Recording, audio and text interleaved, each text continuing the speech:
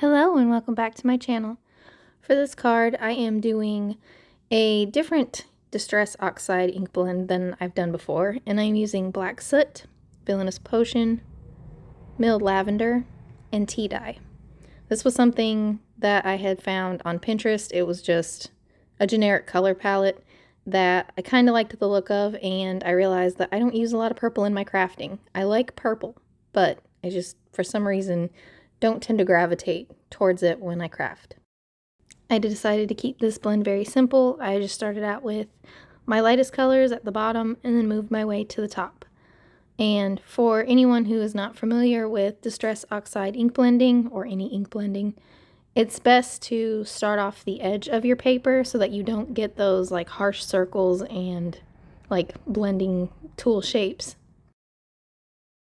Also, I will say that if you have a new brush, they tend to work better if you really load them up with ink. And you might not want it that dark, and you'll see, like, I kind of dot mine off on my mat off to the side to make sure that I'm not dragging too much ink at one time. For where my colors meet each other, like this purple and then the black, after I add the black, I do go back in with the purple a little bit just to kind of keep the transition softer, not quite so harsh. You can do this as many times as you want until you get the look that you like. Here I decided I would dilute a little bit of white acrylic paint, so that little spray bottle was just water there. And I'm going to splatter it because this is going to be a sky. And then after that's good and splattered, I decided it still needed a little bit of something extra. So I pulled out my liquid stardust from Lawn Fawn, and I'm doing the same thing with that. I diluted it. I tried not to at first, but it just wasn't moving well enough for me. So now I have white splatters and some little sparkly splatters. Now for the stamp set that I'm using, this is Mama Elephant's Little Agenda Spaceship stamp set. I love this one, and I know I mentioned it in a video before that I have this one and I never know how to color it. Like, it always just, I don't know, my brain wants me to do like normal colors of space suits and spaceships, but I don't feel like it really lends itself well to a card. So I really had to lean into the fact that, you know, none of this is real anyway, and it can be cutesy colors and still be fine. So I stamped a few of these images. I kept it pretty simple with the coloring, and I tried to match some of my background colors. So I'm using E50 and 51 for the main part of my spaceship here, and I'm just keeping it dark sort of towards the left and the right side and leaving it lighter in the middle. It was at this point I did know which images I wanted on what part of the panel, and that kind of helped me determine my colors. I tried to match them to the background colors to some extent, but I also didn't want them to blend in. So I didn't want my little purple character to be over where the purple part of my panel was. Alright, so real quick, I do want to thank everyone for your wishes and prayers for me to get better. I am pretty much over everything.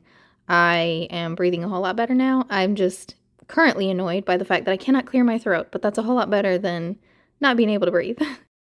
I also feel the need to go ahead and apologize if you guys listening to this end up hearing cars or anything in the background. I am not recording the audio where I normally record it. I'm still in the process of trying to figure out what is the best location for me.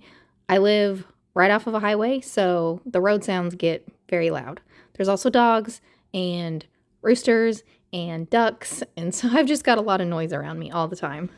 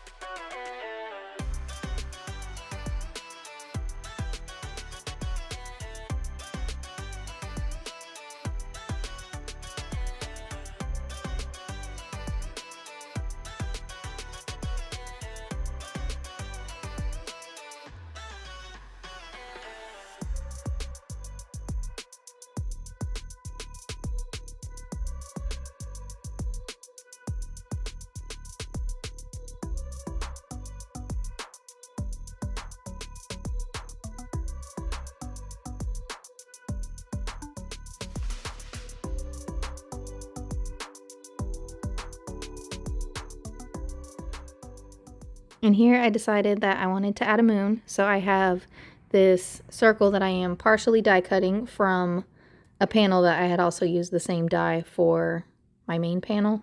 If that makes any sense. I might have said that really weird. Anyway, the bottom and side matches the shape of the card base. And so now I just colored the edges with that E50 marker just to kind of help it not look so weird against the sky. And I'm using my gray markers to sort of add little craters and a small amount of color to the moon. For the bottom part of my moon, I really wanted it to be a little bit darker, but not quite as dark as the craters, and I didn't have a color in between the two markers that I was using for the moon, so I decided to do the tip-to-tip method, which is just taking your lighter marker and touching it to the tip of the darker marker for a couple seconds. The darker ink will get on the lighter marker, and then will create sort of an in-between shade when you color for a few seconds. So that's how I got the bottom part of the moon just slightly darker. And like honestly, especially from here, I'm not even sure that you can tell. Anyway, moving on, I am taking my anti-static powder tool over my whole panel. At this point, this panel was very much dry. I am stamping my sentiment in parts all over my panel, and I am doing so in the unicorn pigment ink from Hero Arts. And then I am adding my Happy Days embossing powder. Now this one is from Tonic Studios, I believe. I will link it below. I'm not 100% sold on the color that I chose. I wanted it to kind of tie in with the little flames coming out of the rocket ship. And I don't know, I kind of feel like it got lost a little. I figured while my embossing stuff was out, I would add some of the stars from that same stamp set. There's two different sizes, and I just stamped them randomly on my panel. And instead of yellow this time, I'm using a white embossing powder.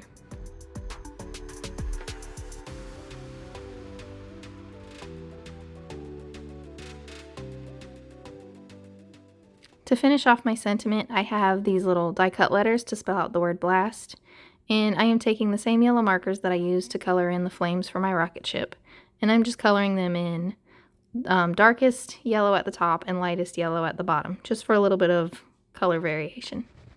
And then I'm going to rearrange them on my panel and glue them down with some liquid adhesive.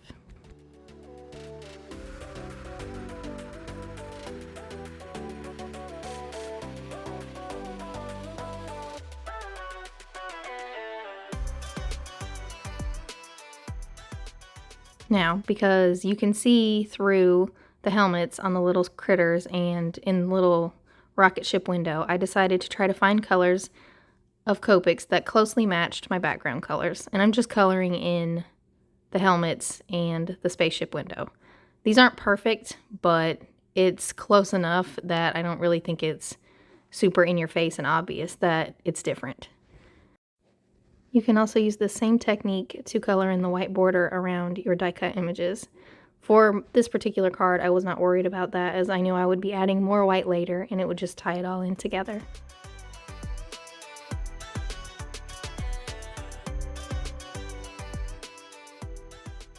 Now, I did feel like my critters needed a little help, so I brought out my black glaze pen and I am just dotting the eyes and the noses of all my little critters just to help it stand out a little more, especially on the dark brown critters. And then for this little kitty cat's whiskers, I added my white gel pen to make those pop because I did the inside of the helmet black. I also added a few shines on the helmets, and now I am adhering my card base to my card panel. And after that, my card is done. Thank you all so much for watching. I'll be back with another video soon. Bye!